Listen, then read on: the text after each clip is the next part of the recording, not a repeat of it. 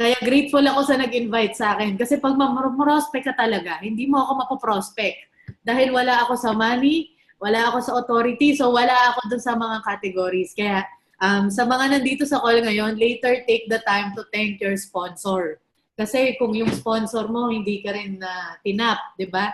Hindi ka rin sinaga, hindi rin pinaliwanag ng malinaw ang presentation, hindi rin natin makikita yung ganda niya. So, syempre, you cannot do things alone. You need a team, di ba? So, one of our teammates is our sponsor. Ayan siya.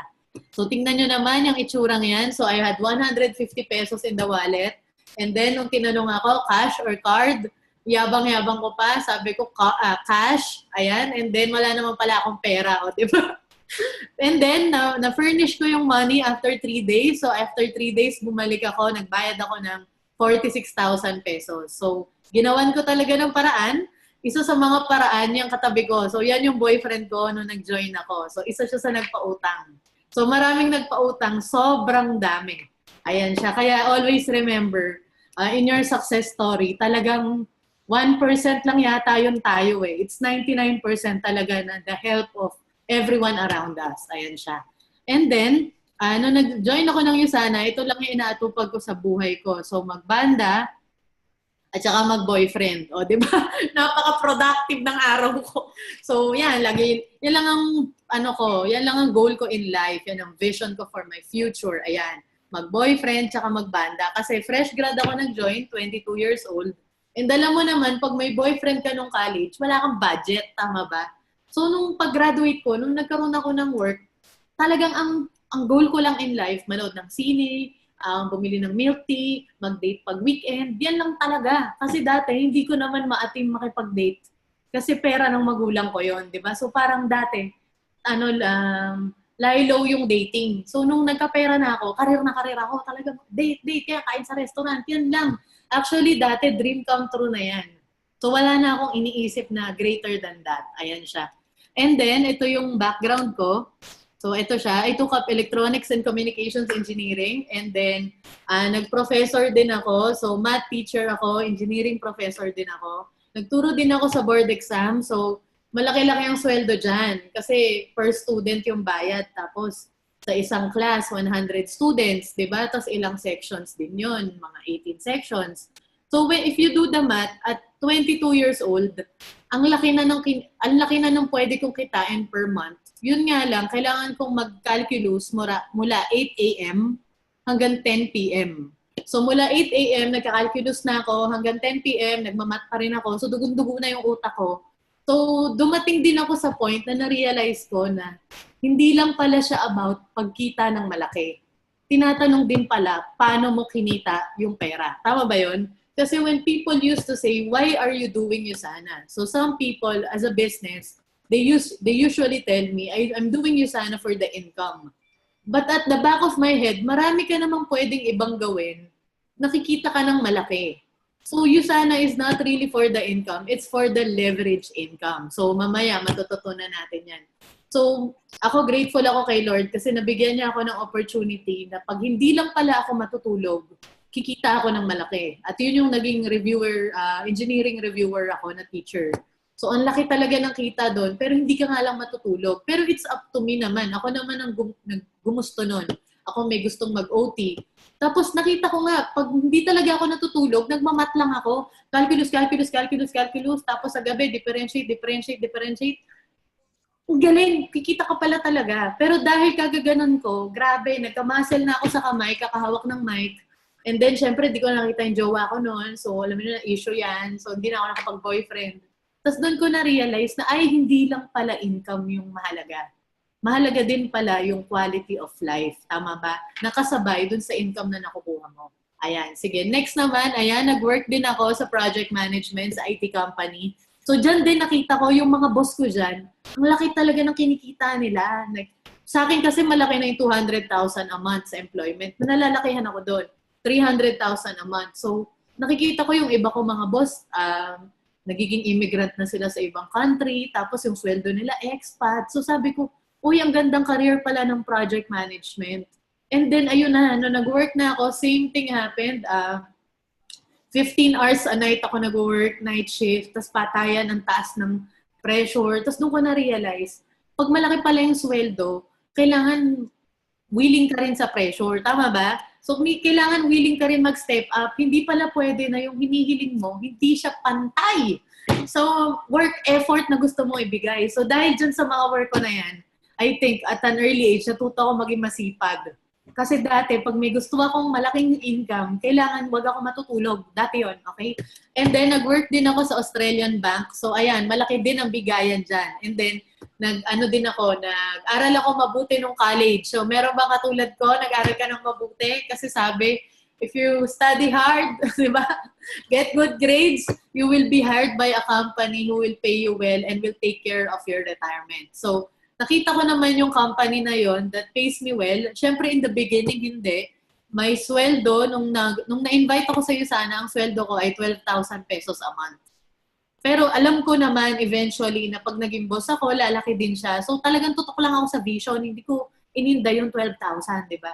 So nangyari nga. Pero as I go along, nakita ko yung mga boss ko, yung health nila nagde-deteriorate. Nakita ko yung ibang boss ko, yung marriage nila, hindi okay. Meron pa akong boss na namatay. So imagine, parang yun na talaga yung future ko pag hindi ko tinigilan tong kaka-OT, pasok pag weekend, pasok pag Pasko, pasok pag New Year. So, doon ko nakita na, ay, hindi lang pala dapat income yung tinitignan. Ang tinitignan din is kung leverage income ba siya. Ayan siya. So, ngayon, yung iba, nag-iisip sila, naku, nag-diamond siya, siguro madaldal siya, makapalang mukha niya, marami siyang friends, siguro pinanganak to, tapos sumisigaw siya, gusto ko mag-Yusana! So, hindi. So, ito yung picture ko nung bata ako. So, napaka-accommodating, di ba? So, ayan siya, napakabait. So, galit ako sa mundo. Actually, wala akong picture na nakasmile ako. So, naghanap talaga ako ng picture ko nung bata ako na hindi ako galit sa earth. Wala talaga. So, wala, ganun lang. Wala akong friends. Lagi lang ako alam niyo yung pag may bisita sa bahay, tapos tatakbo ka sa kwarto mo, tapos as if may kwarto ko, syempre sharing yung kwarto. Tatakbo ako sa kwarto, tapos ilalak ko, tapos susugurin ako ng nanay ko, tapos papaluin ako sa puwet kasi hindi ko pinansin yung bisita. So, ganun ko kaayaw ng human interaction. So, the last thing I wanted to do in my life is to actually invite people to check out a business opportunity. Yun na yung pinakahuling willing akong gawin. Kaya nga ako nag-aral lang mabuti, di ba? Kasi sa engineering, pag nag-aral ka ng mabuti, hindi siya group work. Siguro sa ComArts, sa ibang major, marami kayong project, marami kayong video project, marami kayong research, essay. So you need to work with people. Pero sa engineering, pag magaling kang mag-compute, ikaw lang naman isa yung mag-shade dun sa di ba? Sa test paper mo. So parang magaling kang mag-program, hindi mo naman kailangan ng teammate pag sa school. So back then, parang ang goal ko lang, wala dapat ako makakasalamuha. Ayan. Kasi yan, tingnan nyo naman, kilig na kilig ako dyan. So tingnan nyo, mapapasmile mo lang ako sa picture pag na-solve ko yung problem. O diba? So logic circuits yan. So sobrang nerd ko. Ayan siya. And then ito yung itsura ko nung nag-Yusana na ako. So tingnan nyo naman yung difference, diba? From that to this. So part-time pa rin ako niyan sa work. So tingnan nyo naman naka-ID. Grabe, titigan nyo na yung mga ID nyo ngayon sa work kasi malapit nang mawala yan. O, di ba? So, titigan nyo yung mga ID nyo sa work. Dahil yan na yon. Hindi mo na yan makikita after ilang years. So, I quit my job in 2013. So, I joined 2012. And then 2013, I became a gold director. And after I hit gold director, January 2014 or February 2014, this is the start of the year, I quit my job. So, ganun na siya kaganda. So, hirap na hirap kaya ako maghanap ng picture ko na may ID. So, hindi ko alam kung parehas ko kayo. Naiirita ako doon sa ID. Naiirita ako na nakasabit siya. Baka ako lang yun. Basta parang feeling ko na nakatali yung leeg ko. Bakit may ID nakasabit? Bakit sasabihin nyo kung anong oras ako mag-work? Bakit sasabihin nyo kung anong deliverable kailangan ko ipasa? Bakit parang nahihirapan ako doon sa idea ng ID? Diba? So, pati uniform. Diba? Baka parehas kayo yan. So, I wanted to do something na may konting control ako sa future ko. Ayan siya. So ngayon, when I started the business, all I wanted was to be like the diamond directors. So I'm sure right now, meron kang idol na diamond director. Huwag niyo nang pansinin yung shaggy ko na buhok. Masyado nyo naman pinansin. Charot. Ayan. Kasi nag-income na ako sa iyo. Sana may pampagupit na ako. Ayan. So back then, all I wanted was to be like the diamond director. So tinuro sa akin ng upline ko, si Mentor Rich Tan, sabi niya, sa office daw, nagpupunta daw siya sa pader, sa 24th floor. Tapos di ba nakakabit doon yung top income earners? Tama ba? And then sabi daw niya sa utak niya, someday may mabuburang pangalan dyan kasi ilalagay ko yung pangalan ko dyan. And because of that, every day before, nung bago ako, I go to that corner and then tinititigan ko talaga yung mga pangalan. As in sabi ko, sino kaya itong mga to? Bakit ang galing nila? So parang nung bago pa lang ako, all I wanted was to be like them. Hindi ko na makalkal yung mga photos. Pero halos lahat sila ng mga diamond, nagpa-selfie ako dyan. Ganun ako alam niyo yung fans club ka talaga, yung hindi mo alam kung nagyuyusana ka na ba o fans club ka na lang. So talagang fans club ako. Sabi ko, grabe ang yaman niya, pa-picture, grabe ang yaman niya, i-chat ko yan isa-isa, talagang fanay na fanay. So kung ganun ka ngayon, o tingnan mo, pare-parehas lang tayo nung pinagsimulan. Ayan. I joined the business 2012, the company opened in the Philippines at 2009. So pag sinasabi nila sa akin na, yung mga nauna lang yung yumayaman dyan, yung mga pioneer lang yung yumayaman dyan, ako sabi ko, di gusto ko rin mauna sa batch ko. Tama ba? Kasi ako pa lang din naman So ako mauuna sa timeline ko. So sabi nila, di ba, people at the top may call the money. So alam niyo hindi totoo yun. Pero sabi ko na rin sa sarili ko, well, I want to be my own top. Tama ba? Because they all started as business centers and sharers anyway. So yung mga nag-start noong 2009, and then nag-start ako noong 2012, I was like 5 years late. So, di ba, hindi na pioneer yun Pero sabi ko, hindi, kasi meron pa rin namang nagta-top income. So, yun yung goal ko. Nasabi ko, I want to be like them. I just want to be like them. So, kung ikaw din yon, congratulations, magda-diamond ka na, di ba? You have the right models in life, kumbaga. And then, nung nag-first income ako, first few income, $40, $50, ang una kong ginawa, nang libre ako ng shabu-shabu. O, di ba? So, yung nanay ko, sobrang negative nun, hindi sumama. Kasi sabi niya, naku, graduate ka pa naman ng Lasal, ang tali-talino mo anak, magbenta ka lang pala ng vitamins, nakakahiya sa mga kapitbahay. So, sinama ko na lang yung dalawa kong kapatid na walang malay. Kumain kami ng shabu-shabu. Hindi pa yan yung social, hindi pa yan Rockwell. Yung mga gilid lang, yung shabu-shabu sa gilid. Tapos, alam mo, may LPG sa ilalim, pwede pa kayong sabugan, ganun. So, ito, very memorable tong photo na to kasi dito ko na-realize na grabe, pag kumita ka lang pala ng $25, pwede mo nang mapangiti yung mga kapatid mo ng ganyang kalaking smile. Tama ba? $25 lang pala. I mean, pag nagpakain pala ako ng $25, ang dami mo nang madodonate na alcohol, face mask, marami ka nang mapapakain. Kaya nga sabi ko, yung startup income mo sa'yo sana, whether it's $25, $50, $80, you should never take it for granted. Kasi ako nga, baliw na baliw ako Grabe, umingkam lang ako ng $50, libre lang ako ng shabu-shabu. Grabe, motivated ako para ako bumili ng sports car. Diba? Kasi sabi ko, grabe ang laki ng ngiti nila, shabu-shabu lang pala. Ayan. And then, ito yung first purchase ko. Woo! Nakakabaliw. Diba? So, this is the first big talaga, purchase na nabili ko through my Usana income. So, mga 23,000 yan, binili ko pa sa Robinsons. Talagang baliw na baliw. Kinash ko talaga. Winidraw ko galing sa ATM ng Usana talaga. Pinili ko talaga ng iPad. Tapos alam mo yung maluha-luha ka kasi grabe, hindi ka makabili ng iPad sa sahod mo. Talagang ang hirap ng buhay. Diba? So grabe yan. Isa yan sa pinaka-nakamotivate sa akin. Talagang pag nagpe-present ako sa guest ko, yung confidence level ko times 1 million. Kasi alam ko, yung pinampe-present ko is galing doon sa system na ina-explain ko. Kaya nga sabi ko nga, never underestimate your first 20,000 in the business. Ayan siya. And then, lumaki na. Naging MacBook na. Grabe, winner. Nagka-MacBook na. So, di ba, ang tagal ko, I think 12 months akong builder. So, I joined and then after ko mag-join, parang more than 1 year akong builder. End of the year na ako na-gold. So, imagine, hindi ako na-demotivate na hindi ako nag-rank advance. Wala akong napipili na ganun. Kasi ang nasa utak ko, income. Pag umingkam ako, bibili ko ng MacBook. Nakaka-excite. Hindi na ako naduduling pag nag-encode sa cellphone, di ba? So, ibig sabihin, anong point nitong lahat ng sinishare ko mula kanina pa?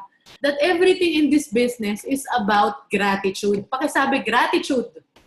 Kasi pag grateful ka, kahit napakaliit na bagay, parang baliw na baliw ka na. Tama ba? Kasi ako, naalala ko, dun sa work ko naman, hindi naman ako nakakabili ng ganito. Tama ba?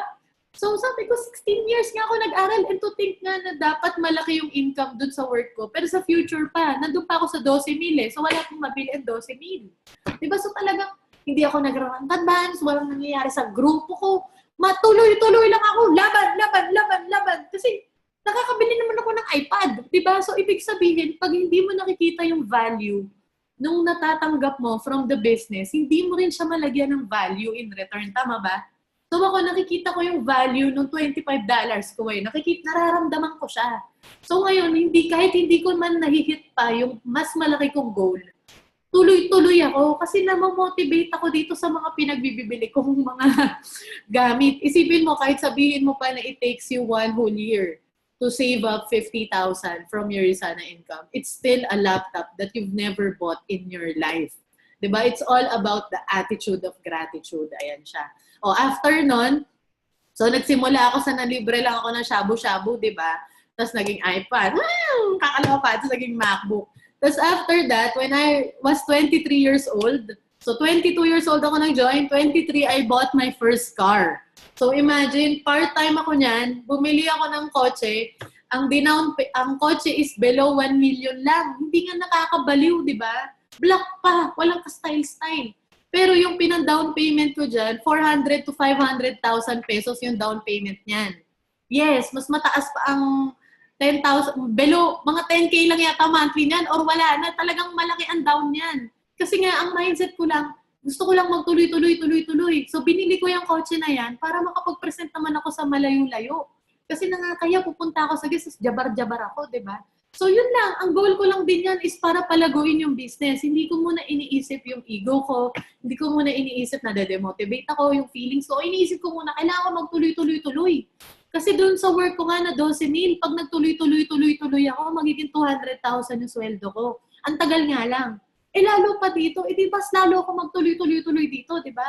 And then 23, so 22, puro shabu-shabu lang, mga iPad, MacBook. 22 yun. 23, I bought my first car. 24, bumili ako ng first property ko. Yan, gawa na yan. Nandyan yan sa Ayala. Pero i-dispatch ako na yan. Ayan. So ngayon, nakita nyo ba yung transition? Nagmula lang siya sa tigpa 500 na shabu-shabu. Pero pinahalagahan ko kasi. So pag hindi mo talaga pinapahalagahan yung maliliit, di sila lumalaki. Ayan siya. Hindi pwedeng pagka-join mo, dito ka agad sa car. Hindi ganoon. Kailangan pahalagahan mo muna yung nakukuha mo at your level. Ayan. And then, so 22 nag-join ako, 23 first car, 24 first property, 25 and 26, I traveled the world. As in, literal. Kailangan walang matitira sa pera. Kailangan iubos sa travel. Ganung level. As in, hindi ko na mapipaste dito masyado ng madaming picture. So, eto siya. Hindi na nag-gasa sa PowerPoint. Ayan na.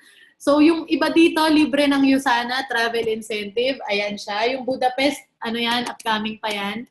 Okay, so, yung iba libre ng Usana, travel incentive. Yung iba naman, sarili kong pera. Pero pag inisip mo, libre pa rin ng Usana kasi galing naman sa kanila yon, di ba? So, ayan lang. So, alam mo yun, hindi ko na maalala yung mga pinagagawa ko dyan. Parang every 3 weeks umaalis ako, every other week umaalis ako. Alam mo yung ikaw na yung susuko. Ikaw na talaga yung susuko na please, tama na, ayoko na mag-travel. Tapos umuwi lang ako para magpalit ng maleta. May maleta na ako na nakapack for 1 week, tapos may isa pang maleta na nakapack. Tapos pag uuwi ako, pag switching ko lang yon, tapos pag sunod-sunod yung biyahe, hindi na laundry. Alam niyo yon yung nakapang college PE t-shirt ka na sa office, ganun level. Ayan siya. So, full-time na ako nito. So, lahat ng mga gusto nyo na travel, lahat ng pwede nyo pagkagastusan, 50,000 per night na hotel, 3,000 pesos per minute na magdadrive ka ng Ferrari, lahat ng experience na gusto mo, mag-swimming ka sa Maldives, kung anong gusto mo, pumarty ka ng hindi mo na alam anong mga na-swipe mo sa credit card, lahat yan, pwedeng-pwede. Pero dito ka talaga magsisimula. Diyan sa part-time ka. Tapos, kailangan mo talaga siyang maging disiplinahin na bunuin. Tama? So, after ng travel, so 2 years ako nag-travel. So, pagod na ako. Charot ang ate. Nagreklamo. Ayan. So, before lockdown, I was in Coron. Isipin mo, nag-island hopping ako, nagsuswimming ako. Nagla-lockdown na pala. So, muntik na ako maiwan doon. O, diba? Imagine mo na lang, isang buwan ako sa Coron. Hindi na sunburn ako doon. Ayan siya. So, yan yung mga problema sa buhay. Ganyan siya. And then, ayan, so, ito, ayan, alis kami ng family. Ayan, si Eoma, yan yung mga ating mga Koreans. And then, ito naman, so, tingnan nyo naman, napakasaya ko sa US. So, may skin disease ako, bawal ako sa araw. So, kitang-kita nyo naman yung paghirap niya. Pero tignan nyo yung mga latest, wala na. Ay, pwede na sa araw. Actually, kaya mahilig ako sa beach. Kasi bawal ako sa araw for my whole life. But until, syempre, na right nutrition through the USANA products and then right lifestyle, ayan, nag-better na siya.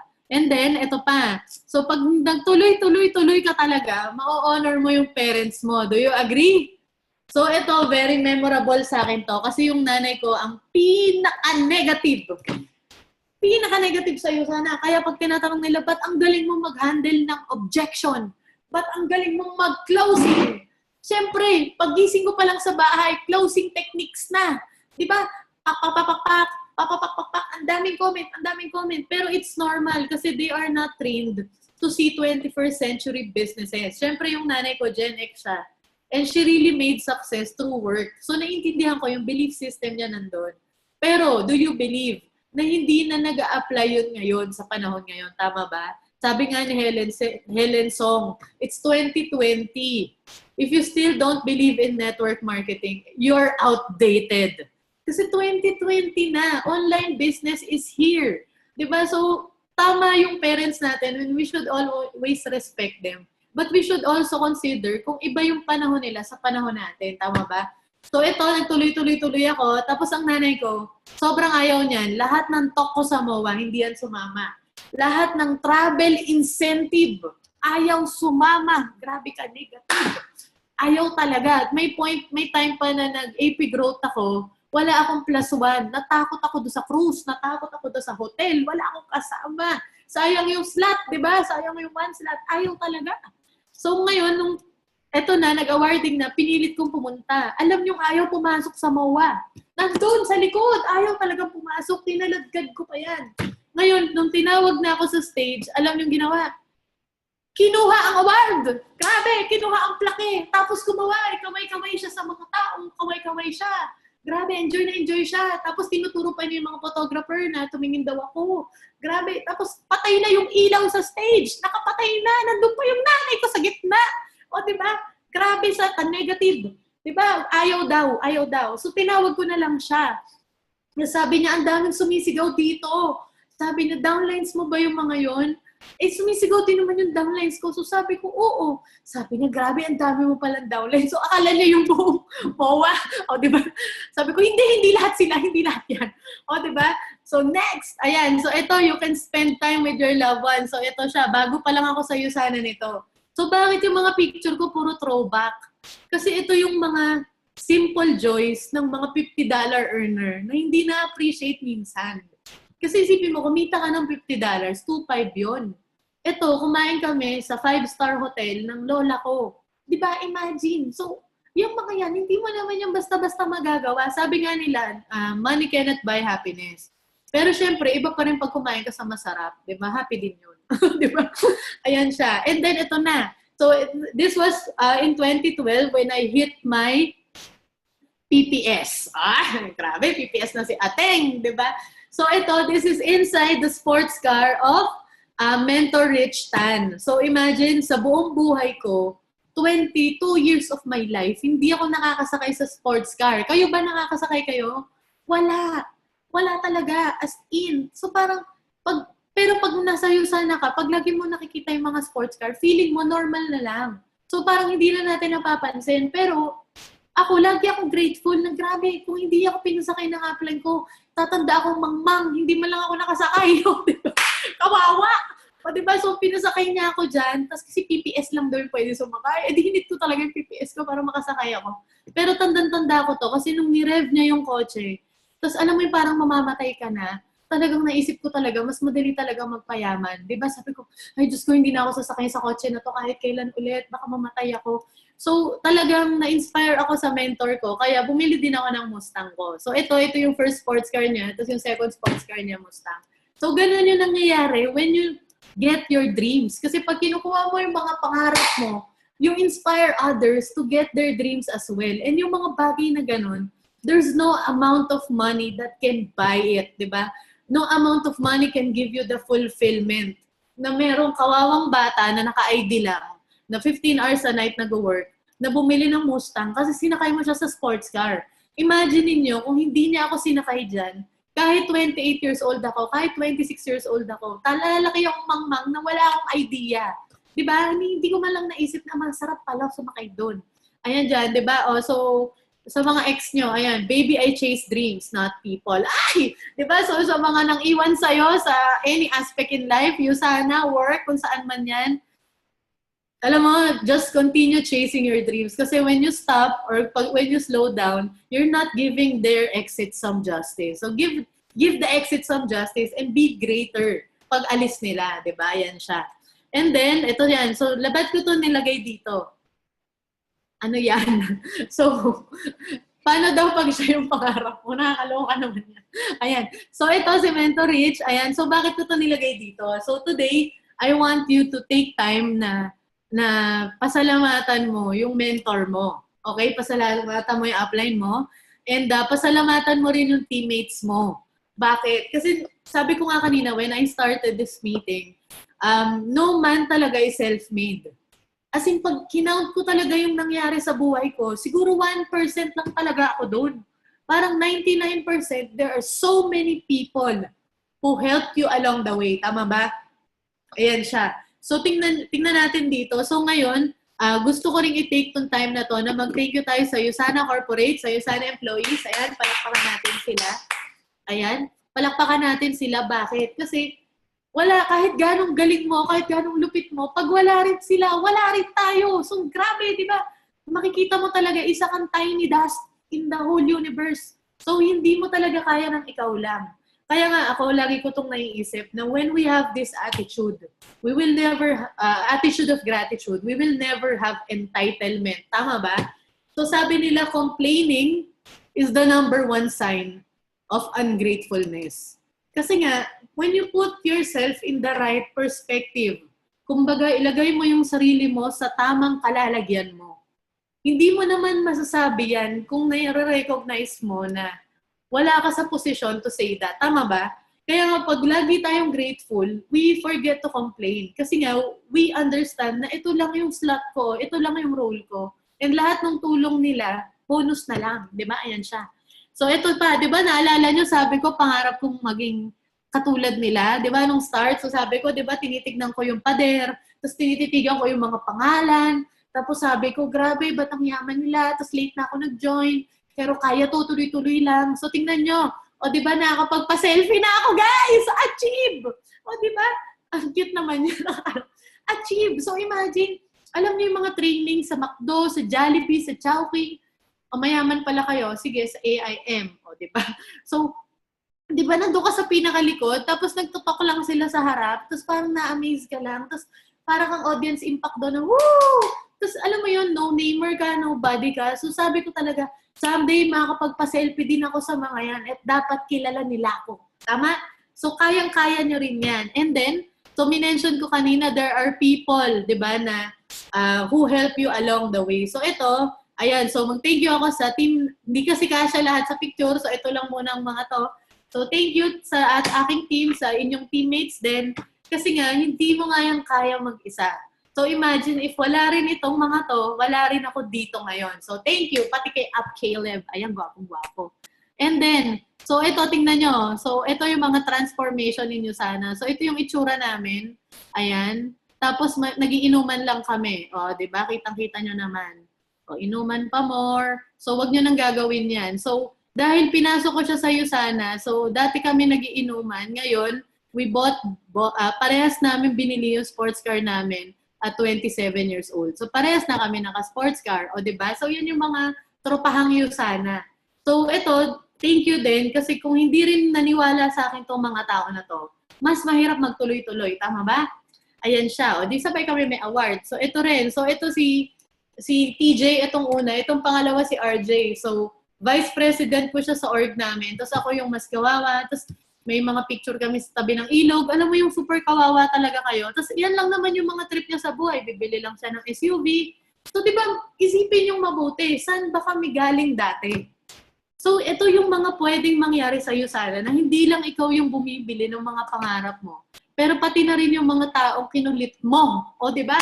Ang saya. So, bakit ko to pinapakita?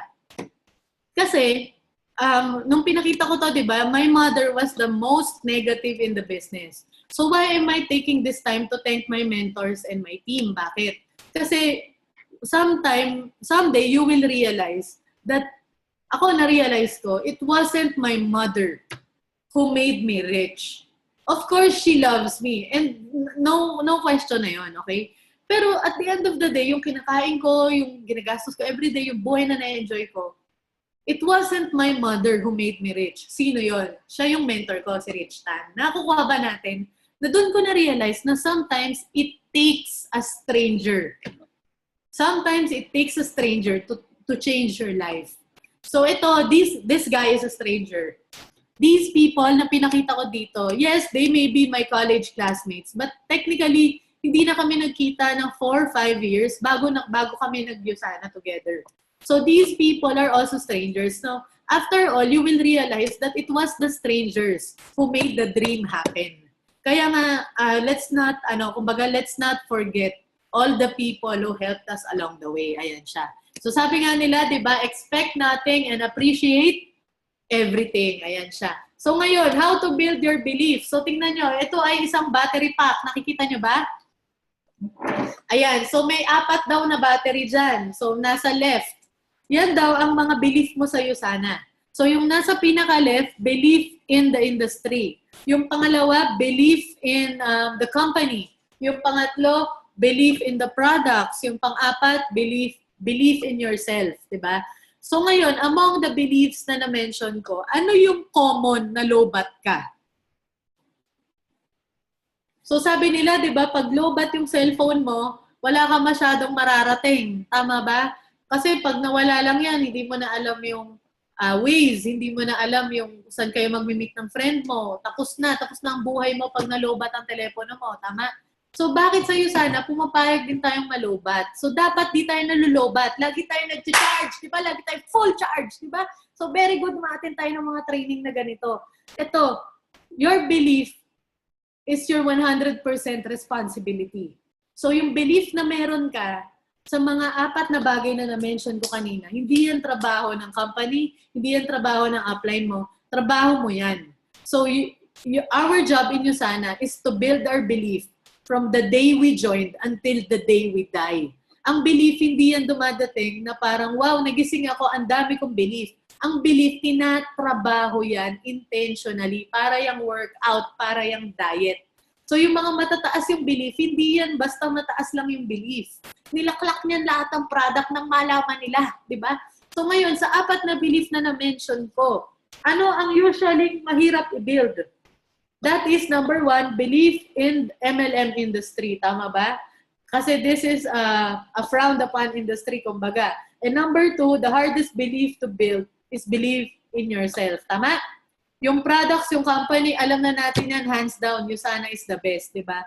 Pero yung belonging in an industry like this, it's one thing to build that belief. So ngayon, what is the MLM industry?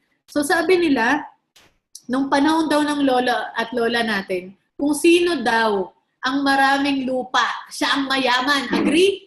So yan yung mga old rich. Diba? Yan yung mga rich na bata pa lang sila. Ayan, old rich. Next naman, after that, industrial age. Kung sino daw yung may-ari ng materials, ng tools, ng factory, sila yung mayaman. Tama ba?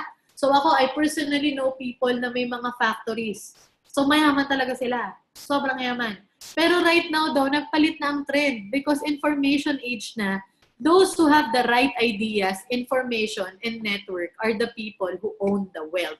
So ngayon, ano daw? Right idea, right information, and right network. These are the people na yumayaman. Sabi nga nila, since nagka-internet na, you have absolutely no reason not to be wealthy. Because everything you need to know is at the touch of your fingertips. Wala ka na pong ma-excuse bakit hindi ka mayaman. Dahil connected ka na, hindi mo na kailangan ng middleman. Ayan siya. So ngayon, sabi dito from US, IRS. 20% of new millionaires came from network marketing. 1980s pa to, guys. By 1994, 50% of new millionaires came from network marketing. And when I say millionaires, this is millionaires in US dollars. Grabe, hindi ko alam kung saan ko ilalagay yung 50 million pesos. MacBook lang ang pangarap ko noon. And sabi nila, by 2004 and forward, 70 to 80% of new millionaires will come from this industry. Siyempre, kung hindi ka nag-aral, hindi ka nag-training, hindi ka nag-self-study, hindi mo ito malalaman. Kaya it's normal na wala yung belief. Pero again, it's our responsibility to build that belief kasi nandito ka na sa loob. Wala ka ng choice. Ayan siya. So, 7 reasons why you need to be involved in MLM.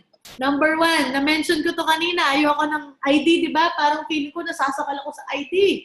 Ability to control your life. Tama? Number 2, this is the modern day business. Number 3, the ability to leverage and multiply your time to make money. Tama ba itong tatlong to na-discuss ko kanina? Yes, ayan. Next, great source of secondary income. So ngayon, maraming natamaan ng crisis financially. So this is a time wherein people are really open to look at what you're doing. Dati kasi busog sila, so di sila hungry. Sabi nila, you can't feed a fish that ain't hungry. So kailangan magutom muna pala tong mga to para maging open. O, diba?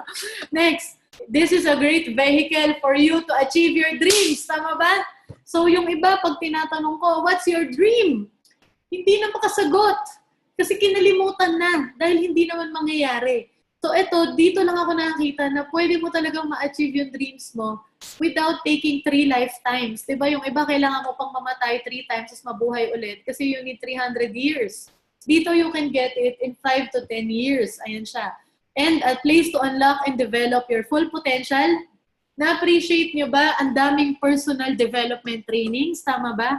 Ang daming personal growth experiences. Yung nireject ka nga lang, nag-grow ka na eh. Ang taas ng maturity mo bigla. Actually, ibang-iba mag-isip yung nagyuyusana sa hindi. Mapapansin nyo yan. And that is all because of your mentors na talagang sinaga na ipaliwanag sa'yo. Sa totoo lang. Kaya nga sabi ko nga, where can you find the business na may libreng mentorship? Tama ba? Where can you find the business na may libreng tao na talagang mag-google siya ng oras to grow you as a person, not just sa business mo, but to grow you as a person. Wala akong makitang ganun. Alam mo, pag hindi ka nagyuyusana, buti kung makamit ka ng mentor, Caleb, na ipapaliwanag sa'yo yung hindi mo mag-gets. Walang ganun, mga kapatid. Kaya dyan pa lang, sabi ko nga, I always tell my downlines, yung income na nakuha ko sa Usana, sobrang bonus lang talaga. Of course, gusto ko siya, okay? Pero sobrang bonus lang siya. Kasi yung training na nakukuha ko, yung personal development na nakukuha ko, hindi mo nga yan mababayaran kahit mag-enroll ka sa Harvard. Kasi iba pa rin doon. Iba ito. Iba tong actual na experience mo na tumawag ka sa prospect mo, tapos umiyak ka, tapos kinomfort ka na apply mo after, tapos nag-processing kayo. Libreng coaching yun. Wala nang ganun sa mundo sa labas. And most importantly, this is a great vehicle to discover your purpose in life. So, di ba sabi nila, hanapin ko muna yung sarili ko, pupunta muna ako sa Sagada. Wala kang mahanap na sarili doon, gastos lang ang mahahanap mo. Diba? So dito, mahanap mo yung purpose mo kasi you're actually building something bigger than your personal needs. Agree? You are building something bigger than yourself. Kasi mahirap yumaman sa business na to na kung sariling pangarap mo lang iniisip mo. You will really come to a point, parang kahit nga builder, aabot ka na sa ganitong point na you are actually doing the business na rin to really help your downlines become successful. So, grabe, alam mo yan, may direction ka, may purpose ka sa buhay. Diba? Gusto mong mahanap sarili mo? Ask me how. May libreng dito, discover your purpose. Ayan, next. Diba? So, sabi ko, the hardest belief to build is MLM industry belief. Number 2, the hardest belief to build is belief in yourself. Tama ba? So, dito ako sinuwerte. Napakaswerte ko dito, napakabait ni Lord sa akin. Dito ako sinuwerte sa belief in the self. Kasi ako, I hated network marketing. I despise it. Lahat ng nag-MLM nung college kami, siniraan ko sa buong classroom. Tapos talagang pinakwit ko sila lahat, kinausap ko sila, tigilan mo yan, tigilan mo yan, tigilan mo yan. Like, ako yung pinaka-nega na nag-recruit pa sa kanegahan. Imagine, Hindi naman ako member, nagdo-duplicate ako, di ba? So, dinoduplicate ko na huwag kayong sumali sa taong yan. Ganyan ako ka-negative. So, minalas man ako dun sa ibang beliefs. Sinuwerte ako dito sa belief in the self. Bakit? Kasi nagkaroon daw ng study. Ayan. Nagkaroon daw ng study. Ano daw yung single ingredient? Chinek daw nila, ano yung single na pinagkaiba ng taong nagiging successful sa taong hindi nagiging successful. Gusto nyo malaman kung ano? Ayan. So, ang pinagkaiba daw, ang single na pinagkaiba daw, is what you think of yourself.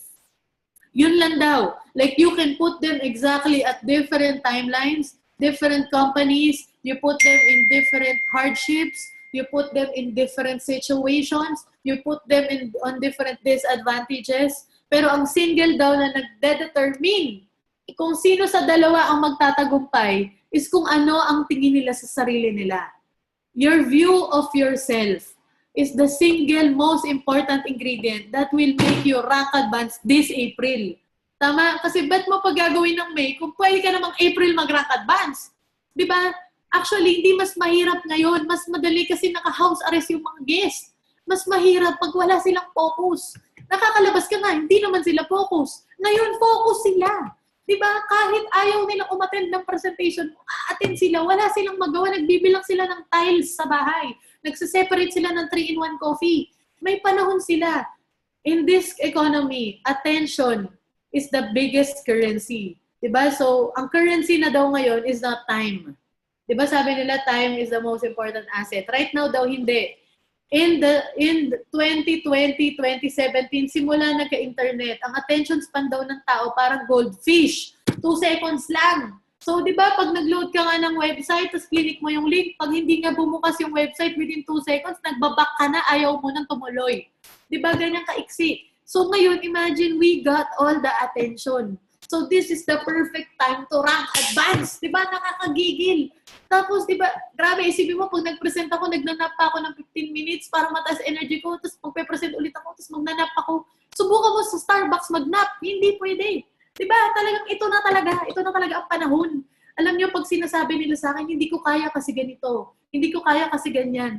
Alam mo, sinasabi ko, yan din yung sinabi mo, wala pang lockdown. Dahilan lang yan, hindi yan totoo. Di ba, sabi lang ako, simula lockdown, tumaba ako, dati ka pa mataba.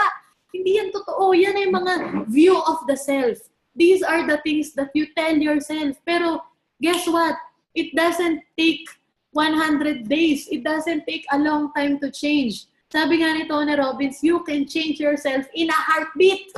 Di ba, pak? Isang heartbeat lang, pak, ibang tao ka na. Bakit? Because you can always decide sa utak mo who you want to be. You can always decide anong definition ng gusto mong ibigay sa sarili mo. Kasi ikaw lang talaga nagsasabi niyan. Sabi nila, di ba? Your brain will do anything just to be consistent with your identity. So, dyan ko kayo iiwan. So, ngayon, may kilala ba kayong mahihirap? O, di ba? Ako yon dati. Di ba? May kilala ba kayong poor, broke? Di ba meron? O ngayon, paano sila mag-isip? Do they think like a rich man or do they think like a poor man? Siyempre, poor din. Kasi nga, poor ka, so you have poverty mindset. So, ngayon, ang nangyayari, kaya hirap na hirap tayong yumaman because your brain will do anything just to be consistent with your identity. So, kung ano yung identity na ginawa mo, gagawin ng utak mo lahat to be consistent to it. So, if ang identity mo ay purita ka, kung identity mo ay mahirap ka, kahit payaman ka na, pipigilan ka ng brain mo kasi kailangan mahirap ka, consistent tayo. Tama? So ngayon, just because, ito, mindset ko to nung bago ako, kasi 150 pesos lang naman pera ko sa wallet nung napresentan ako. Buti na lang talaga, in-explainan pa ako. Baka muntik na siguro sabihin to sa 24th floor sa Enterprise, sino tong babaeng to, palabasin nila to, naka-chinelas. So, diba? Mukha talaga akong hindi magda-diamond, di ba? So, sabi ko nung time na yon, yes, I may be poor. Yes, I may be broke. Tama? But I don't need to be consistent with being poor. Poor na nga ako. Do I still need to be consistent with my reality of being poor? Poor na nga. Kagaling ako. Oh, poor pala tayo. Alam niyo yung mga unhealthy, tapos nagyoyosi. Tapos sasabihin nila, unhealthy na rin naman ako, tutuloy ko na yung pagyoyosi. Wow, being consistent, di ba? So, ayan. So, sabi ko, poor na nga ako, broke na nga ako. Why does my brain have to be consistent with that pa? Diba, ang kinakain ko na nga mini-stop na toppers 3 times a day. Yung pancit canton, hinahati ko pa sa 2. Sobrang purita talaga. Diba, so sabi ko, poor na nga ako. Pati ba kailangan pati mindset ko poor din? Hindi. Kaya nga sabi ko, if I'm currently poor or broke, I don't need to be consistent with being poor. I can have a rich mindset. Tama ba? So don't be consistent with your past. Be consistent with the future you want to have. So kung gusto ko mag 500,000 a month o 1 million a month, then I don't need to be consistent dun sa income ko nung panahon na yon. Kailangan yung mindset ko, kung paano ako mag-isip, is consistent to the future I want to have. Tama ba? Kasi kailangan parehas, kailangan align. Hindi ka pwede magpasok ng Betamax sa DVD player. Pero sa mga bata, hindi nyo alam yung Betamax. O, di ba? So, yun yung, ito very important to. Kaya simula ngayon, kailangan lahat ng iniisip mo, pangmayaman. Yun lang. Wala ka nang pinapapasok. Dahil mahirap na nga yung actual. Huwag mo nang i-consistent. Mahirap pala ako. Tara, magdrama tayo. Magsabay-sabay tayo. Hindi ganun. Tapos na tayo dyan. So be consistent with the future you want to have and not with your past. So sabi nila, the sooner you accept people for who they are, diba? The sooner you can move on. Diba? So kung may hang-ups ka pa sa mga nang reject sa'yo, kung may hang-ups ka pa sa mga dati mong downline, kung may hang-ups ka pa sa mga painful mo na past, kailangan natin yung tanggapin so we can move forward to the future you want. Kasi nagiging consistent siya. Tama ba? So simula ngayon, pag may sinabi yung upline mo, hindi mo magets. Tama ba? Marami ba silang sinasabi hindi mo magets? Yung umiinit yung ulo mo, sumasabog yung utok mo, hindi mo siya magets. Kaya hindi mo siya magets kasi magkaiba yung income. So ngayon, I need to duplicate. I need to be consistent dun sa mindset ng upline ko. Kasi yun yung gusto kong maging. Pero lalaban yung mindset ni Camille na purita. Na nagsisimula pa lang. Hindi ako papayag lumaban siya. Dahil pag nabana sa akin tong mentor na to, hindi na ako tuturuan nito. Sabi ko nga sa inyo, wala kang makikitang lugar na i-mentor kang maging milyonaryo. Libre pa, walang ganun. So sabi ko, grabe, kailangan mag-gets ko yung upline ko kasi naghahati yung ulo ko, ito yung lumang mindset, ito yung bago, ano bang susundin ko. Pero yun nga, you just have to be consistent with the future that you want to have. If you want to rank advanced this month, you will rank advanced this month. You just have to program the brain. You just have to tell the brain. Ito, last ko share sa inyo, nung mataba ako, I'm sure naalala niyo yun, di ba? I lost, ilan ba yun? 40 pounds in 3 months. O, di ba? Favorite kong inumin, fish oil. PM nyo na lang ako, why? O, di ba? Fish oil, magnical. Yan, talagang dyan ako nag-lose. Ngayon, ano tawag dito? Bakit ang bilis lang sa akin na wag kumain ng kanin? Parang 2 years na yata akong hindi nagkakanin. Ba't ang bilis lang sa akin na wag kainin yung mga, hindi ka naman magiging obese, di ba? Kung healthy ka kumain. So imagine for the longest time, I've been drinking milk tea before I sleep every day. So parang it's not easy to remove that. Ngayon, one day, nagising lang ako and I changed my identity. Sabi ko, hindi ako mataba. Pangalawa, hindi bagay sa akin. Yun lang. So sabi ko lang, one day nagising ako, sabi ko, hindi bagay sa akin to. So pag nakakakita ako ng carbs, hindi yun masarap. Pag nakakakita ako ng mga tukso, hindi yan okay. Kasi hindi mo na yun identity. That's not you anymore. Tama ba? So ngayon, kung may income ka man ngayon, kung wala kang income ngayon, kung mataas ang income mo ngayon, kung nahihit mo yung goal mo ngayon, o hindi mo nahihit ang goal mo ngayon, it's time to tell yourself, I don't belong here. It's time to tell yourself na, hindi bagay sa akin tong CBP na to. Hindi bagay sa akin to nangyayari na to. Kasi when you change your identity, then the whole outcome changes. Dahil hindi ka napapayag hindi bagay sa akin. Pero kung may hang-ups tayo sa past life, hindi ako mahal na magulang ko, hindi ako magaling sa school, dati pa akong loser in life, you will carry that on in Usana. And Usana has nothing to do with that. It's really us, sa totoo lang. So yun lang. Sana na-add natin ang belief natin sa mga sarili natin. And let's continue building the business. Ayun siya.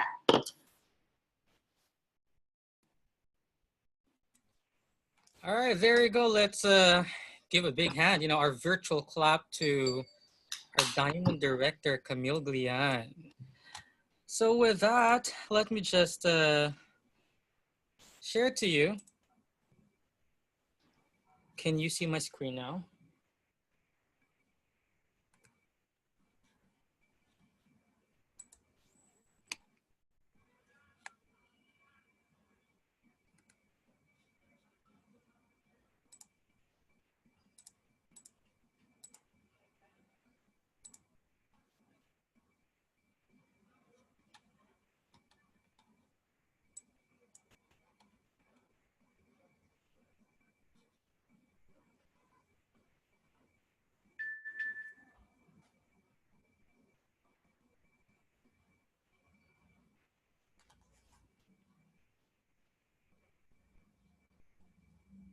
All right, so once again, as I've said earlier, thank you very much to our Diamond Director, Camille Glian. And just for a few reminders, for tomorrow, we'll be having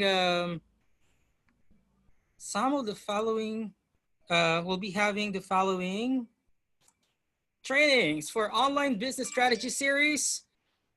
We have Diamond Director Lucille Candido talking about how to be a successful mompreneur. And also for health and freedom training, together with Ms. Marielle Perilli, our corporate pharmacist, we have Emerald Director Michi Sandig. And on Saturday at 3 o'clock in the afternoon, we'll be having a special training for Yisana Selaviv with Emerald Director Josan Grino. Also happening this week and until next week, shipping fee is free for orders with at least 100 SVP placed via online shopping cart, online enrollment, auto order, and through customer service. So for other details, you might want to visit Yisana Facebook page. And well, of course, other announcements are there. And lastly, because we want to serve you best, your 2C2P payment option now includes GrabPay. So you don't need to go out, just have to stay at home. So you can still pay via GCash, Buy Center, Robinsons, Western Union, and all LBC branches. And once again, this is Yisana Philippines. Thank you. Good night.